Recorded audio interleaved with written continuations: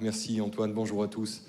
Donc un rapide tour d'horizon sur ce qu'on fait côté Safran. Alors je vais le prendre avec un focus plutôt Safran Helicopter Engines, puisque nous on est basé à côté de Pau, sur le business des moteurs d'hélicoptères. Notre business, l'ordre 1, c'est évidemment de réaliser des missions essentielles de sauvetage, de sécurité, etc. Notre métier, par contre, c'est un peu brûler du kérosène dans des chambres de combustion. Donc en termes de durabilité, tout de suite, ça se pose là quand même, en termes de carbone. Donc on est une industrie assez exposée, à la fois parce que monde de la défense, à la fois parce que force Scope 3 aval. Et donc on a dû déployer au niveau du groupe Safran une démarche RSE assez volontariste qui a plusieurs piliers. Je ne vais pas rentrer dedans. On va plutôt développer celui qui concerne le carbone aujourd'hui. Et notamment comment on essaye d'embarquer notre chaîne de fournisseurs dans la décarbonation. Donc à la question d'avant, évidemment, les achats sont un contributeur important du développement durable. Tout seul, par contre, on est vraiment en difficulté pour agir. Ça dépend des produits, beaucoup, ça dépend des spécifications. On est très centré produit. Et les achats, parfois, subissent un peu un poids de spécification qui fait qu'on a des figures de style imposées en termes de marché. Voilà, donc ce qu'on fait concrètement aujourd'hui, donc il y a un engagement au niveau du groupe, au niveau du Scope 3 amont, d'embarquement de la supply chain. On appelle ça le top 400, c'est les 400 plus gros fournisseurs du groupe Safran qui font 80% des émissions. Alors je vous dirai comment on les calcule après, parce qu'on a un sujet. Et donc l'enjeu, effectivement, c'est d'embarquer tout ce petit monde dans une démarche de décarbonation. Inciter à mesurer, inciter à bâtir une roadmap de décarbonation et la suivre derrière en exécution. Ce qu'on fait également, c'est qu'on fait évoluer nos référentiels achats pour intégrer le bas carbone le carbone dans nos choix. On a une pesée carbone dans le choix de nos fournisseurs. Ce qui a été assez fondateur, c'est que le groupe un jour a dit, et c'est pas la direction du développement durable du groupe Safran, c'est la direction financière du groupe Safran, qui a dit, écoutez, toutes vos opérations, vous les valorisez à 100 € la tonne de CO2. Et donc ça a été assez fondateur parce qu'en fait, une entreprise, le carbone, on a du mal à palper ce que ça représente. 10 tonnes, 100 tonnes, 1000 tonnes, ok. Par contre, quand on parle en euros, là, l'entreprise comprend très bien. Une entreprise, elle est habituée à gérer des euros. Et d'avoir cette conversion, c'est facile pour le carbone, c'est beaucoup plus compliqué pour d'autres aspects de la RSE. Ça a été un moyen assez simple de faire des pesées comparatives, en fait. Donc on met à jour, dans nos business plans, dans nos choix fournisseurs, dans nos investissements, ce volet valorisation du CO2. Je ne vous lis pas les textes en détail, c'est des choses qui sont publiques sur notre site, auxquelles on s'est engagé officiellement donc, sur le Scope 3 achat. Quand on parle de Safran Helicopter Engines, vous voyez sur l'aspect décarbonation la répartition de nos émissions carbone. Comme je vous le disais, on brûle du kérosène dans des chambres de combustion. Donc le Scope 3 aval qui est l'usage, utilisation des produits, le 30%, c'est uniquement 10% des émissions de CO2 de la combustion du kérosène dans nos moteurs. Pourquoi c'est que 10%? Parce qu'on ne va pas porter seuls, nous motoristes, toutes les émissions de l'usage de l'appareil. L'avionneur est bien content de vendre des hélicoptères, donc il doit porter une part de ces émissions. Le client qui est à bord ou l'opérateur de l'hélicoptère est bien content de faire du business et donc porte une partie des émissions. Donc il y a un deal au niveau de l'aéronautique qui est de dire que les équipementiers portent, le motoriste porte 10% des émissions totales de l'usage. Et il y a une répartition pour les équipementiers, les avionneurs, les utilisateurs, etc. Donc un Scope 3 aval qui est énorme évidemment et dont on porte une partie. Vous voyez que le Scope 1 et 2, c'est-à-dire ce qui se passe sur nos usines, c'est vraiment pas majeur, sachant que le plus gros poids, c'est les essais moteurs, le kérosène qu'on brûle dans les essais moteurs sur nos sites, Scope 1. Et qu'on est en train d'ailleurs de passer en carburant dit durable pour limiter l'impact carbone de nos essais. On a beaucoup de travail avec la R&D d'ailleurs pour optimiser nos campagnes d'essais et être capable de justifier nos moteurs sur des délais d'essais plus courts pour réduire les émissions. Donc ça touche aussi la R&D. Voilà. Et puis la partie amont, c'est les achats. Et là, vous voyez, effectivement, ça fait un gros paquet, plus de la moitié. Et donc c'est évidemment un sujet sur lequel il faut agir. Par contre, la question est comment on a estimé que ça faisait la moitié? On l'a estimé en utilisant ce qu'on appelle les facteurs d'émission monétaire. D'accord? Ce qui est la pratique la plus simple pour commencer. Il faut bien commencer un jour. Facteur d'émission monétaire, alors je vais revenir derrière. Voilà, je reviendrai sur la planche. C'est très simple. C'est pour chaque type d'achat que vous faites, de l'usinage, de la forge, de la fonderie, de la matière, des équipements, etc., vous avez un facteur de conversion entre les euros que vous achetez qui vous convertissent ça en tonnes de CO2. Voilà. Et donc les émissions carbone de nos achats, on les a calculées simplement comme ça. C'est facile, vous avez le volume d'achat, vous savez ce que vous achetez, vous avez des facteurs d'émission monétaire, donc vous calculez le résultat. Bon, le gros problème par contre, c'est que c'est indexé au prix. Donc quand on prend 30% d'inflation en 5 ans, que deviennent les facteurs d'émission monétaire? Si je vais produire en Inde, c'est moins cher. Donc ça émet moins, puisque c'est indexé au prix.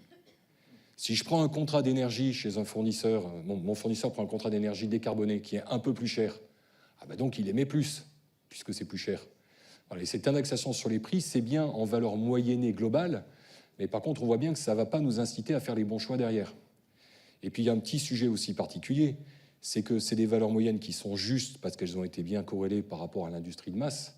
Nous, on est des artisans.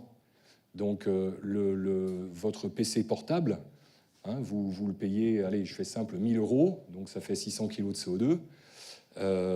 Le côté Safran Helicopter Engines, la même fonction, avec les mêmes composants pour faire la régulation d'un moteur, on le paye 30 000.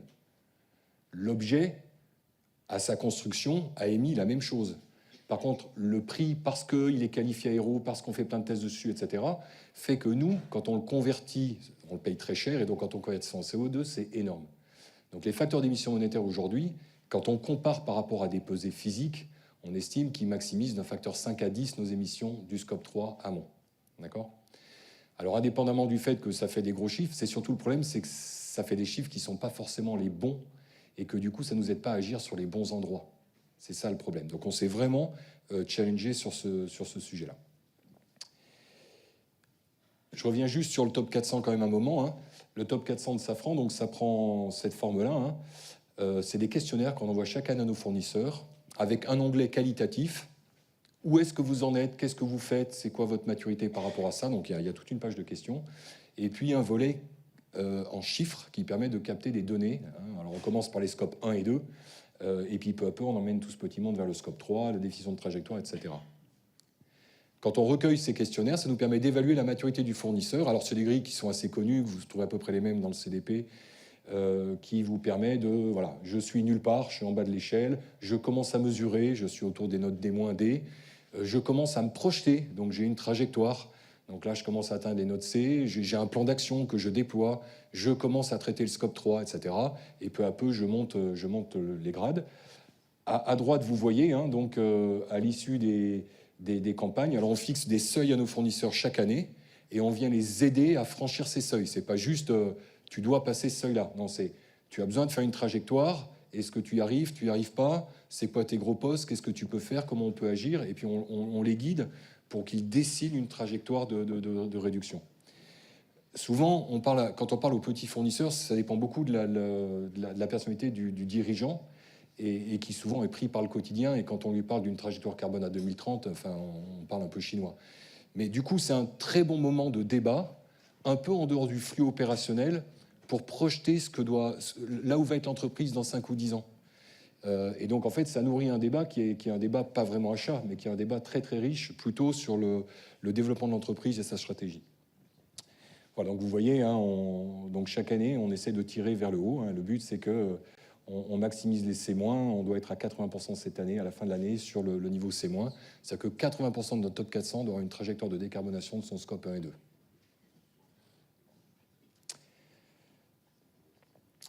J'avance un peu. Donc les facteurs d'émission monétaire, on disait précédemment que bon, c'est peut-être pas l'alpha et l'oméga.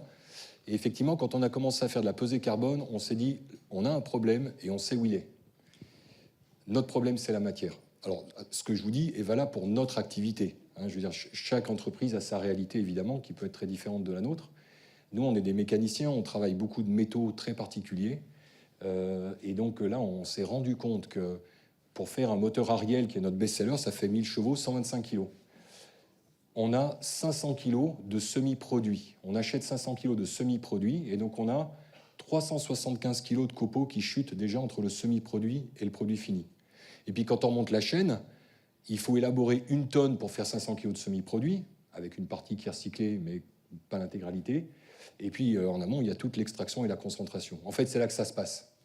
Le gros de l'émission carbone, elle se passe au moment du raffinage et de l'élaboration. Quand on travaille sur du nickel, c'est présent à 0,7-0,6% dans la croûte terrestre. L'effort de concentration du minerai, il est énorme.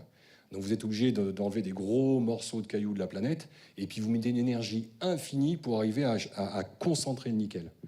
Cobalt, molybdène, vanadium, tous les super alliages et les aciers spéciaux, le titane, voilà, sont donc fortement émissifs sur cette phase-là. J'allais dire que passer au laminoir, forger, usiner, c'est presque un ordre 2. Hein, le 80 à 90% de l'émission, elle se passe sur le raffinage, pour les nuances qu'on utilise. Et ça ne s'arrangera pas, d'une certaine manière. C'est un peu quelque chose qui est dans les BD de Philippe Biwix, d'ailleurs, hein, qui parle beaucoup de cette extraction des métaux, du fait que, d'une certaine manière, cette logique d'extractive, elle ne va pas aller à s'améliorer parce que cette concentration sera de plus en plus fine et les logiques de recyclage aussi qui sont derrière ne permettent pas forcément de réutiliser de la matière. Ouais. Voilà, tout à fait. C'est-à-dire et quand on touche du doigt les vrais sujets, c'est là qu'on voit les vrais leviers d'action, du coup. Oui. Et effectivement, la matière en est un. Et donc, évidemment, on pense tout de suite recyclage quand on pense matière. Avant de penser recyclage, hein, quand on réfléchit économie circulaire, c'est peut-être est-ce que je fais changer mes procédés pour ne pas avoir le taux de chute de 500 à 125 ? Ouais. D'accord ? Il y a certainement des choses à faire. Est-ce que je m'assure qu'entre l'élaboration et la mise en forme, je n'ai pas trop de chute dans les aciéries ? Est-ce que je suis sûr d'utiliser la bonne nuance matière ? D'accord ? Est-ce que je ne suis pas toujours un peu en train de surcoter et d'aller chercher le matériau qui fait plus, mais qui du coup est beaucoup plus émissif ? D'accord ? Donc ça pose plein de questions, déjà au niveau du produit, de la R&D, des process, avant même de parler achat. Hein. Voilà. Et puis effectivement, en dernier recours, eh bien, toutes les chutes de process, il va falloir les recycler. Alors aujourd'hui, on les recycle, enfin, au sens où on ne les enterre pas. C'est-à-dire qu'on les met dans une benne à la sortie de l'atelier, soit les copeaux, les rebuts, etc. Et puis, le camion qui passe à la déchetterie du Pays de Naï, et puis à Borde, et puis à Assat, il ramasse des vélos, des matelas, etc. Et puis il ramasse du titane aéronautique chez nous. Et tout ça, ça finit en ce qu'on appelle ferro-titane, et que vous retrouvez dans des pieds de chaise, des pieds... Voilà. Donc en fait, on a bien une forme de recyclage, mais c'est vraiment ce qu'on appelle du downcycling. C'est-à-dire je recycle pour un usage qui est pas l'usage primaire, qui est pauvre. Et du coup, qu'est-ce qui se passe ? Quand j'ai besoin de reconstruire pour l'usage aéronautique, je réextrais de la planète. Donc en fait, tout l'enjeu qu'on a, c'est le closed loop recycling, c'est-à-dire s'assurer que nos copeaux de qualité aéronautique reviennent bien à un usage aéronautique. Et là, ça pose plein de questions, qui sont que ces copeaux, ils sont dans une supply chain de 400 fournisseurs dans toute la France, et un peu à l'étranger, pour SHE. Et donc, comment on va collecter, sachant qu'on utilise des centaines de nuances différentes, et que sur une machine-outil, dans la même journée, on peut avoir 5 ou 6 nuances qui passent et qu'il faut trier chaque copeau à la nuance. Donc vous imaginez l'impact sur la logistique interne chez nous et nos fournisseurs pour avoir une collecte de qualité et assurer ce recyclage de bon niveau. Donc c'est des vrais challenges qu'on commence à adresser. L'aspect déclaratif, donc aujourd'hui on est à gauche, hein. On demande à on a des kilos-euros d'achat, on convertit ça en tonnes de CO2, facteur d'émission monétaire. Ce qu'on essaye de faire, c'est de passer sur la droite.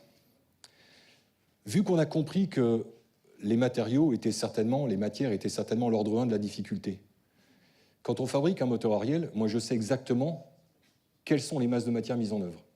Les 500 kilos, je peux vous les donner à la nuance. Je n'ai pas besoin de mes fournisseurs. Hein. Moi, je sais qu'on achète 1700 tonnes de matière chaque année et je peux vous donner la décomposition. Donc, cette partie du scope 3, quelque part, plutôt que de demander à un fournisseur de 30 personnes d'aller escalader dans la supply jusqu'à Rio Tinto qui fournit la matière, chez qui il n'aura aucun point d'entrée et aucune réponse, je vais lui poser une question à laquelle il ne saura pas répondre. Ce scope 3 matière, je peux m'en occuper moi. Donc, c'est une charge que j'essaye d'enlever à mon fournisseur. D'accord ? Et basé sur de la physique. La bonne nouvelle, c'est que comme c'est le 80-20, je vais avoir 80% de ma pesée achat qui va devenir physique. Ça, c'est pas mal quand même. Et puis ensuite, ce que je continue à demander à mes fournisseurs, par contre, c'est le reste, leur scope 1 et 2. Alors ça, c'est vraiment leur boulot. C'est leurs opérations sur leurs usines. Et ça, globalement, ils le font déjà plutôt pas mal. Et donc, c'est des données qui sont physiques, hein, là aussi. Hein, c'est les tonnes de gaz, les tonnes de fuel, les kilowattheures électriques. Hein. Et puis ensuite, il restera toujours un petit peu de scope 3 qu'on constituera en facteur d'émission monétaire. J'achète des tables et des chaises et des imprimantes. Bon, OK. Celle-là, à la limite, on pourra continuer à les déclarer en facteur d'émission. Mais c'est un moyen qui nous paraît accessible dans un délai court pour sécuriser une pesée physique de la matière et prendre en compte les déclarations réelles physiques de nos fournisseurs sur les scopes 1 et 2. Voilà, donc c'est là qu'on en est. Hein. On a commencé depuis sortie du Covid, hein, 2020-2021, à vraiment se mettre en mouvement dessus, enjeux d'accompagnement, etc. Là, on est vraiment sur la collecte des données. On a des vrais enjeux de collecte des données. Il y a un vrai sujet d'ailleurs de data, il y a de l'innovation autour du bas carbone. Hein. C'est vraiment des sujets vraiment à creuser. C'est dans nos affirmations tout à l'heure. Ouais, ça je pense que c'est vraiment un vrai sujet parce que une déclaration carbone dans une supply chain un peu complexe, hein, pour être précis, il faut être capable d'empiler à chaque étape de valeur le carbone associé à la transformation réalisée. Ça, on appelle ça dans d'autres domaines la blockchain. Il y a certainement des pans à prospecter pour qu'au même titre qu'on ait une traçabilité sur des produits alimentaires, sur des chaînes de froid, sur de la logistique, on puisse avoir une traçabilité sur le carbone. Donc, pour l'instant, on n'en est clairement pas là. Hein, donc, c'est plutôt des sommes de fichiers Excel qu'on collecte. Hein, donc, c'est très manuel et très déclaratif à ce stade. On met en place donc notre référentiel physique sur la matière. On est en train de le faire en ce moment avec des acévistes. Et puis on est percuté par des vraies réalités fiscales. Hein. La taxonomie européenne qui se met en place avec la première application qui est la MACF, mécanisme d'ajustement du carbone aux frontières. Donc là, quand vous dites à votre fournisseur américain, heureusement on n'en a pas beaucoup, qui nous disent, qui nous livrent 100 kg de vis, écoute, là, il faut que tu nous déclares combien de carbone est associé à ton paquet. Et alors là, je peux vous dire qu'en face, c'est un grand moment de solitude. La pesée carbone produit, on est à des années-lumière. Ce serait super de pouvoir le faire, hein, mais on n'en est juste pas capable. Et donc à court terme, pour progresser, c'est pour ça que le modèle qu'on propose semble être un modèle accessible à court terme et qui sécurise à 80% la qualité de la déclaration. Voilà, et puis ensuite, on se prépare à la suite, hein, c'est-à-dire qu'après les phases de mesure de collecte du CO2 par les déclarations, par la MACF, arrivera le temps de la fiscalité. Et donc, c'est pas pour rien si c'est bien notre direction financière qui, il y a 3-4 ans, nous a dit « Merci de valoriser le carbone à 100 € la tonne » parce qu'il se prépare juste à ce mouvement-là. Et là, c'est vrai qu'il y aura deux sortes d'entreprises, celles qui s'y sont préparées puis celles qui ne s'y sont pas préparées. Hein. Voilà. Et donc, pour conclure, j'espère que je suis à peu près dans le timing. On y est. Alors, donc j'ai un certain nombre d'interactions du coup avec nos fournisseurs sur ce sujet-là. Dans le top 400 de Safran, c'est les 400 plus gros. Alors, c'est un travail d'équipe entre toutes les sociétés de Safran. Moi, je dois tirer les déclarations carbone d'une quinzaine de fournisseurs. Pas trop compliqué. Mes collègues de Safran Aircraft Engines doivent en tirer 70. Mes collègues de Safran Electronic and Defense doivent en tirer 60. Etc. Selon les tailles des entreprises et la présence qu'on a chez les fournisseurs, chacun tire pour l'ensemble du groupe. Et c'est le top 400, en fait, c'est un travail d'équipe. Et donc, ça nous permet, côté Safran Helicopter Engines, avec un petit nombre de fournisseurs, de rentrer quand même dans une certaine intimité dans cette discussion autour du carbone. Et c'est vachement intéressant, du coup. On voit des situations qui sont très variables. On a vraiment des fournisseurs enthousiastes vis-à-vis de ça. On a des fournisseurs qui nous challengent. Ils nous disent, mais votre référentiel matériaux, c'est super, quand est-ce qu'on peut l'avoir? Bon, puis alors il y en a d'autres où là, franchement, tu comprends bien, j'arrive pas à produire, j'ai mon PGE à rembourser, etc. C'est pas le moment, j'y arrive pas. Ça dépend beaucoup sur les petites structures vraiment de la culture, de la sensibilité du dirigeant. Ça, faut le prendre en compte. Globalement, on a peu de levier coercitif. Ce serait trop facile de dire, t'es pas passé ces mois cette année, on sort. Oui, enfin, on sort, sauf qu'on a un peu besoin de nos fournisseurs. Donc, en fait, on ne sort pas du tout. Donc, l'enjeu, c'est plutôt en équipe, parce qu'on va rester chez toi de toute façon. Comment est-ce que tu fais pour te mettre à niveau, hein? On n'est pas dans la sanction. Alors, on met quand même une pression amicale en disant qu'il faut bouger. Hein. Celui qui joue vraiment pas le jeu, on dit, bah, écoute, on va arrêter de te consulter, hein, on va plus étendre le marché. Mais on n'est pas dans des mesures violentes. On travaille sur le temps long. Les facteurs d'émission monétaire, j'en ai dit beaucoup de mal. C'est super pour commencer. Hein, je pense que pour se mettre en mouvement, commençons déjà par ça sur le scope 3. Hein, mais ça ne suffit pas, mais ça permet de se mettre en mouvement. Que dire de plus? Alors, en termes de compétitivité, je pense que quand on valorise le carbone, c'est tout à l'avantage des écosystèmes locaux. Hein. Si on pèse le carbone dans les transports, la logistique, dans les émissions liées à l'électricité, on a la chance d'être dans un pays où l'électricité est plutôt très décarbonée. Hein, et donc, quand on donne une réalité économique à ce carbone, c'est de la compétitivité qu'on ajoute à l'industrie française, d'une certaine façon. Hein. Et puis enfin, ce que je retirais, donc j'ai parlé de la matière, hein, je resterai sur le fait, sur l'aspect collaboration. C'est que, à titre personnel, ce que je trouve vraiment super, c'est que quand on parle carbone avec un dirigeant d'entreprise, on ne parle pas des chats écrasés du quotidien qu'on n'arrive pas à faire, de la qualité, des coûts, des délais, etc. Je pense que dans nos relations clients-fournisseurs, forcément, on a des usines à faire tourner, donc on doit s'occuper de ça. Mais c'est bien aussi d'avoir une respiration qui permet de parler d'autres choses et de se projeter sur le moyen terme, le temps long. Et pour ça, le carbone, c'est un super outil. C'est un enjeu collectif. Ils ont besoin de nous, on a besoin d'eux. Nos déclarations se nourrissent dès lors. C'est forcément un travail à quatre mains avec chacun de nos fournisseurs. Et c'est vraiment une opportunité de discuter stratégie, de discuter développement de la boutique, de comprendre les sous-jacents de l'activité, les potentiels de réduction, etc. Et ça, c'est vraiment quelque chose d'extrêmement positif dans la relation fournisseur. Voilà. Excellent. Merci beaucoup. J'ai tenu à peu près, j'ai passé les messages principaux. Merci à tous. Parfait. Merci beaucoup Eric pour cet exposé super clair, passionnant, qui montre quand même qu'en effet, en termes à la fois de complexité, on est sur des chantiers quand même très très lourds, mais aussi sur des enjeux d'excellence dans les entreprises qui sont très forts, comme vous venez de l'exprimer.